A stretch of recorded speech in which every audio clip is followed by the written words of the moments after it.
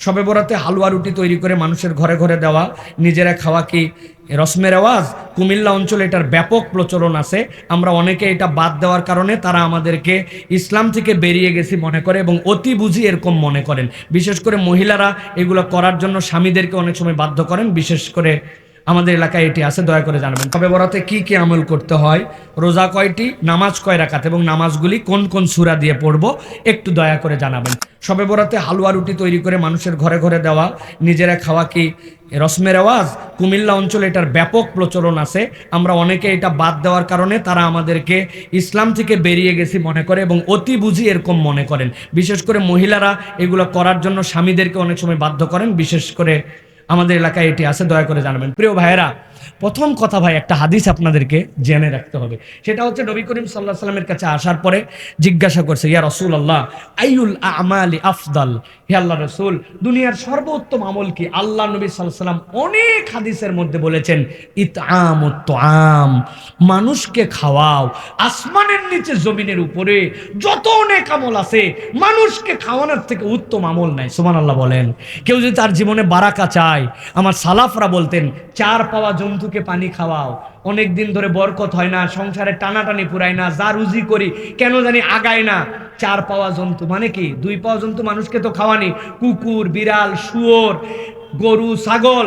আল্লাহ নবী সাল্লাল্লাহু আলাইহি সাল্লাম যে খাওয়াতে বলেছেন, আম করে রেখেছেন ওইটা। সালাফরা বলতেন বরকতের এইটা, প্রাণীর মধ্যে দয়া করা। এখন কথা হচ্ছে, আমরা যে শবে বরাতের মধ্যে হালুয়া রুটি এইটা খাওয়াচ্ছি, এইটার সাথে আমাদের সম্পর্ক কি?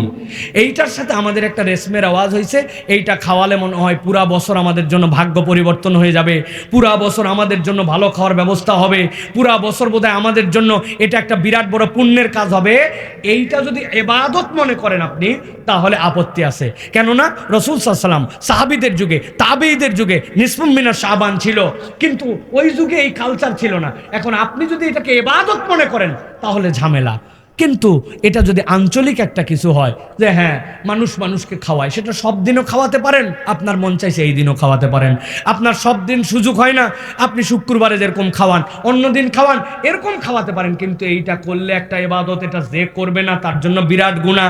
হালুয়া বানাতে হবে 8-10 ধরনের, এটা ইসলামের নামে অপসংস্কৃতি হয়ে যাবে। কিন্তু ইসলাম খাওয়ানোকে উৎসাহ দিয়েছে। আপনি নিরেট যদি মানুষকে খাওয়াতে চান, সেখানে আপত্তি নাই। কিন্তু মনে রাখতে হবে, আল্লাহ রাসূলের সুন্নাত এবং ইসলামের প্রতিষ্ঠিত বিধানের মধ্যে নতুন কোন ইবাদত বানানো যাবে। এখন এটা যদি রসমের রেওয়াজে ইবাদত হয়, বাদ দিয়ে দেন, ইবাদত হিসাবে এটা করা যাবে না। আশা করি আপনাদেরকে সংক্ষিপ্তভাবে বোঝাতে পেরেছি। একজন প্রশ্ন করেছেন, সামনে আমাদের জন্য শবে বরাত, আমি জানতে চাই শবে বরাতে কি কি আমল করতে হয়, রোজা কয়টি, নামাজ কয় রাকাত এবং নামাজগুলি কোন কোন সূরা দিয়ে পড়ব, একটু দয়া করে জানাবেন। প্রিয় ভাইয়েরা, আমাদের সামনে আমাদের জন্য যে মাসটি আসতেছে, এটা হচ্ছে আমাদের জন্য শাবান মাস। শাবান মাসের সবচেয়ে মর্যাদাকর একটা রাত্রি নবী করিম সাল্লাল্লাহু আলাইহি সাল্লাম বলেছেন, সেইটা হচ্ছে নিসফুম মিনাশ শাবান। আমরা যেটা শবে বরাত বলি, ওইটাই হাদিসের পরিভাষায় নিসফুম মিনাশ শাবান, শাবানের মধ্যরাত। আল্লাহ নবী বলছেন এই রাতের একটা মর্যাদা আছে। কি? আল্লাহ রাব্বুল আলামিন আসমান থেকে বান্দার কাছে নেমে আসেন, এরপরে আল্লাহ রাব্বুল আলামিন পৃথিবীর সব বান্দাকে আল্লাহ মাফ করে দেন। সুবহানাল্লাহ বলেন। নিসফুম মিনাশ শাবানে আমল কি? নবীজি বলছেন 2টা আমল। একটা আমল হচ্ছে তোমার জীবনে শিরিক মুক্ত হতে হবে, 2 নম্বরে মুশাহিন, তোমার অন্তরটা বিদ্বেষ মুক্ত হবে। কিচ্ছু না, কেবল শিরিক মুক্ত, বিদ্বেষ মুক্ত। আল্লাহ এই 2 অন্তরের আমলে আল্লাহ তাকে মাফ করে দেন। এখন আমি কি কোনো আমল এক্সট্রা করব কিনা? করতে পারেন, তবে তার আগে জানতে হবে, এক লোক নামাজই পড়তে পারে না, পঙ্গু হাসপাতালে শুয়ে আছে, এক লোকের ডাক্তার নিষেধ করে দিছে, তার ওষুধকে তো ইনজেকশন নিতে হয়, তার 3 ঘন্টার বেশি সে না খেয়ে থাকলে তার অবস্থা খারাপ, ওই লোক হাসপাতালে শুয়ে আছে। এখন থেকে কেমনে ক্ষমা পাবে? তারা যদি বলে যায় 3টা রোজা রাখো, রাত্রেবেলা এত রাকাত নামাজ পড়ো, আল্লাহ জেনারেল করে দিলেন তোমার অন্তরের আমল। এটা অসুস্থ, সুস্থ, আধা সুস্থ, অতিরিক্ত সুস্থ, কম সুস্থ, ভালো, আকেল, সকলে তোমরা শিরিক মুক্ত হও, আর তোমরা বিদ্বেষ মুক্ত অন্তর, মুখ ভাইয়ের প্রতি বিদ্বেষ তুমুকের এই মুক্ত করো, আল্লাহ জেনারেলি তোমাকে মাফ করে দিবেন। সুবহানাল্লাহ বলেন। এইটা শবে বরাতের মূল আমল। আর 2 নম্বরে রাসূলুল্লাহ রাসূলুল্লাহ সাল্লাল্লাহু আলাইহি ওয়াসাল্লাম থেকে প্রমাণিত আছে যে আপনি চাইলে এই দিনটার মধ্যে সিয়াম পালন করবেন। এই সিয়ামটা আপনার জন্য বরকতের সিয়াম। অতএব আপনি সিয়াম পালন করবেন। রাত্রেবেলা আপনার মন চাইছে আপনার ঘরের মধ্যে অতিরিক্ত সালাত আদায় করবেন, সেটা 2 রাকাত, 4 রাকাত, 6 রাকাত, 8 রাকাত, কিন্তু এইটার জন্য একবার সূরা ফাতিহা, এরপরে একবার ইন্না আতাইনাকাল কাউসার, 10 বারের পরে সূরা ইখলাস। এইরকম কোন তরিকা কোরআন সুন্নাহ দ্বারা প্রমাণিত নয়।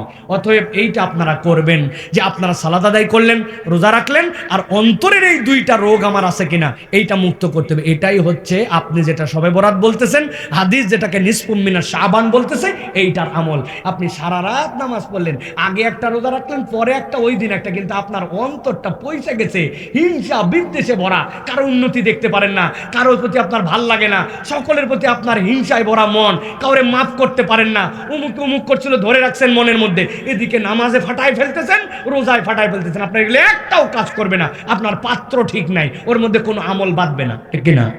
অতএব এই 2টা আমাদেরকে করার জন্য চেষ্টা, আমাদেরকে বোঝার তৌফিক দান করেন, আমিন। প্রিয় ভাইয়েরা, দীর্ঘ সময় আমার প্রিয় ভাইদের কাছে আমি আমার সাধ্যের মধ্যে যতটুকু বুঝাতে চেয়েছি। 6টা অপরাধকে এখানে টার্গেট করেছি। দুনিয়ায় আমল করি না, 2 নম্বরে আল্লাহর প্রতি পূর্ণ বিশ্বাস রাখি না, 3 নম্বর শিরিককে আমি না বুঝে শিরিক করে ফেলি, 4 নম্বরে জালেম আমার কেরিয়ার, আমি আল্লাহ রাব্বুল আলামিনের জন্য জুলুমের হিসাব করি না, 5 নম্বরে আল্লাহ রাব্বুল আলামিনের রাসূলের বিধিবিধান আমার কাছে এসেছিল, আমি জানতাম, কিন্তু তারপরে আমলে নেই নাই। আর শেষ বলেছি, আল্লাহর আযাবকে আমি গুনার মধ্যে ধরি না, চিন্তা করি কবরের মতো হবে পরকাল, পর আমি আমার মতো করে আপাতত সব কাটায় দেই। এইটা যদি হয় তাহলে আমাদের জন্য ভয়ঙ্কর 6টা চিত্রের মুখোমুখি হতে হবে। আল্লাহ আমাদেরকে আগে জানাইছেন এবং আমাদেরকে বাঁচানোর জন্য চেষ্টা করেছেন। আল্লাহ যেন আমাদেরকে তৌফিক দান করেন। আমার ভাইরা কয়েকটা প্রশ্ন দিয়েছেন, আমরা কয়েক মিনিটের মধ্যে শেষ করে দিয়ে দোয়া করবো ইনশাআল্লাহ। প্রিয় ভাইরা, একজন প্রশ্ন করেছেন